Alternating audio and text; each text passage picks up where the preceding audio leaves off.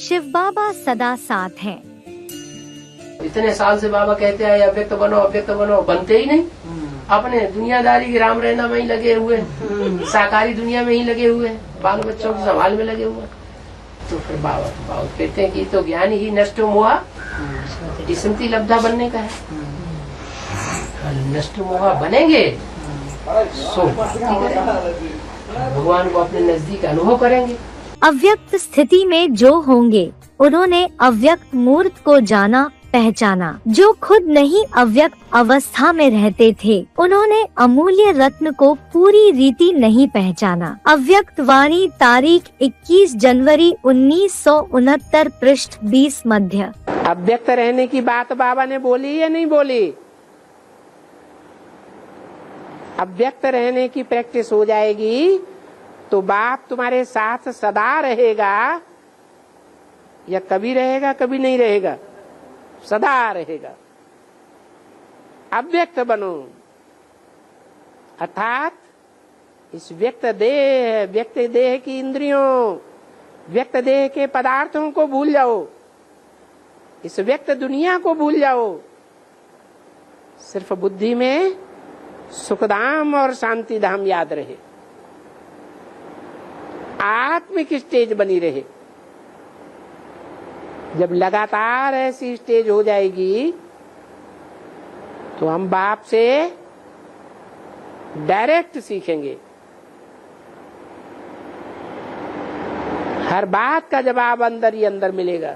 अव्यक्त मिलन का मतलब ये है कि आत्मा ऐसी स्टेज को पकड़ ले कि जब चाहे तब इतनी गहरी अनुभूति में चली जाए कि जैसे हमको साकार में मेल हो रहा है। जैसे व्यक्त में होते हैं, देहभान में होते हैं तो खींच होती है बाबा हमें साकार में मिले। साकार में नहीं मिलता है तो रोते हैं, आंसू बहाते हैं। लेकिन जो अव्यक्त स्टेज होगी उसको आंसू बहाने की स्टेज नहीं होगी, वो तो प्रसन्नता में रहेगा, हल्कापन में रहेगा। अभी तो दिन प्रतिदिन ऐसे देखेंगे कि जैसे प्रैक्टिकल में अनुभव किया कि आज बाप दादा आए, सामने आए, हाथ पकड़ा, बुद्धि से नहीं आंखों से देखेंगे, अनुभव होगा। लेकिन इसमें सिर्फ एक बाप दूसरा न कोई, यह पाठ पक्का हो। फिर तो जैसे परछाई घूमती है ऐसे बाप दादा आंखों से हट नहीं सकते। अव्यक्त वाणी तारीख 29 मार्च 1981 पृष्ठ 107 अन। बाप तो शुरुआत से ही कह रहा है अव्यक्त बनो, सदा काल अपने साथ रखो बाबा को। गुप्त क्यों करते हो? बाबा सदैव हमें अपने साथ महसूस होना चाहिए या गुप्त महसूस होना चाहिए? सदैव साथ। ऐसी स्टेज कब बनाएंगे? वो अव्यक्त होने वाली बात ही खत्म हो गई। अब सदैव अपने साथ ही रहे बाबा। बाबा हमसे दूर होने ही नहीं पाए। रात में सोए तो भी साथ हमारे बाबा, दिन में जगे तो भी हमारे साथ बाबा चले। ऐसी स्टेज बनाने के लिए नहीं बोला। अभी तक उलहना देते रहते हैं बाबा अव्यक्त क्यों हुआ?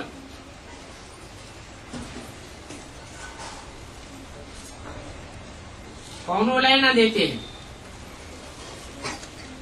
हैं? बी के उलहना देते हैं या पीबी के उलहना देते हैं? अरे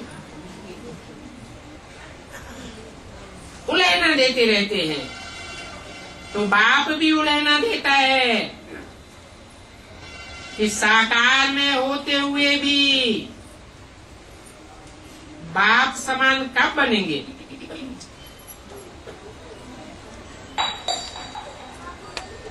ऐसे नहीं है कि बाप साकार में नहीं है, साकार तो है।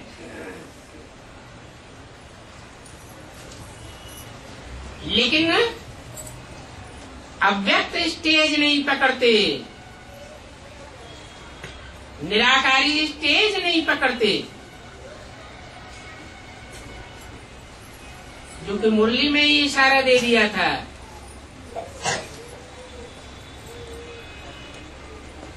आत्मिक स्टेज में जो ठहरते जाएंगे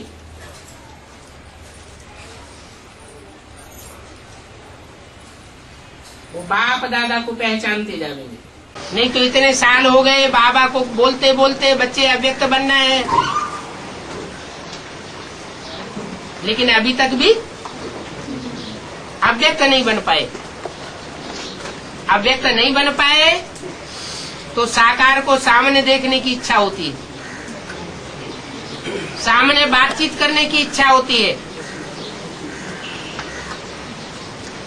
अगर अव्यक्त बन जाए तो सदा काल का साथी हो जाए। वो सुप्रीम सोल बाप को आप जितना याद करते हैं, साकार में निराकार को जितना याद करते हैं, वो आपके साथ नहीं रहता है, बंधा हुआ नहीं है आपके साथ रहने के लिए।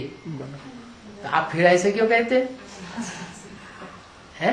परिस्थितियाँ क्यों आती हैं, पेपर क्यों आते हैं? पेपर के लिए पूछ रहे हैं कि इसलिए परिस्थिति क्यों आती है? इसीलिए ना कि ध्यान कहाँ केंद्रित है, माया चोटी से पकड़ती के बोलते। इसीलिए पकड़ती है कि हम जिसको अपने साथ रखना चाहते हैं वो हमारी बुद्धि से रख रहा है। राम के भक्त रहीम के बंदे हैं ये सब आंखों के अंधे। राम और कृष्ण के अंदर जो सुप्रीम सोल है उसको वो तथाकथित ब्रह्मा कुमार कुमारियां भी भूल गए। क्या याद रह गया? वो शरीरधारी याद रह गया। शरीर हमारे साथ है। अभी भी रंगमंच पर, स्टेज पर जब सोल प्रवेश होती है तो चिपक के बैठते हैं हमारे साथ। अरे वो देहधारी तुम्हारे साथ होने से परिस्थितियां खत्म हो जाएंगी क्या? बुद्धि में जिनके सदैव बैठा हुआ है कि एक शिव बाबा ही हमारा कल्याणकारी है,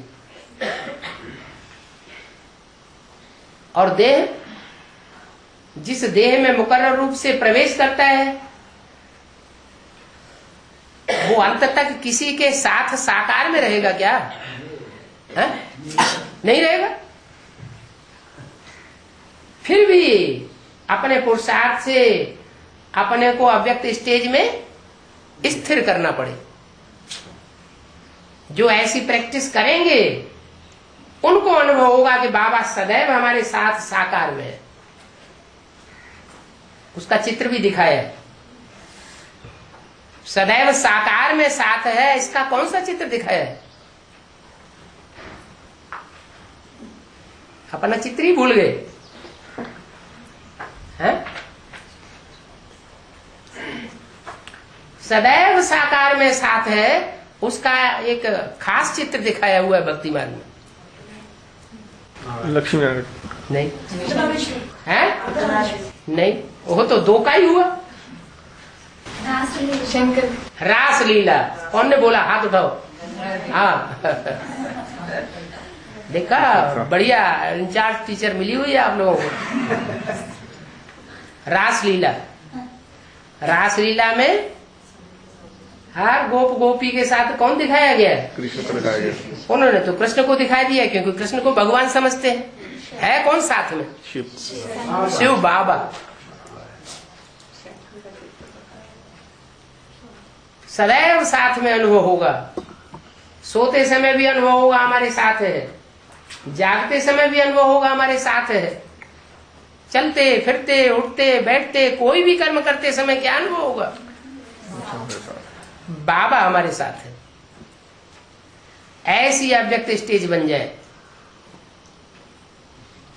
फिर ये प्रश्न रहेगा कि बाबा जिनके साथ रहते हैं उनको काहे के लिए परेशानी आती है? फिर तो दुनिया ही पूरी बाबा। दुनिया तो दुखी देने वाली है। नहीं, दुनिया दुख देने वाली भले है, लेकिन हमारे साथ कौन है? बाबा हमारे साथ। हमारे साथ तो सुखदाता बाप हमारे साथ है ना। जब सदैव हमारे साथ है तो दुख का नाम निशान हो नहीं सकता। बाबा भी कहते हैं यही बात, हेवनली गॉड फादर के बच्चे हैं तो हेवन में होना चाहिए, फिर नरक में क्यों पड़े? इसका मतलब है, इसका क्या मतलब हुआ कि हेवनली गॉड फादर के बच्चे अभी पक्के नहीं। रूहानी बाप के रूहानी बच्चे बने नहीं हैं, देहवान में रहते हैं।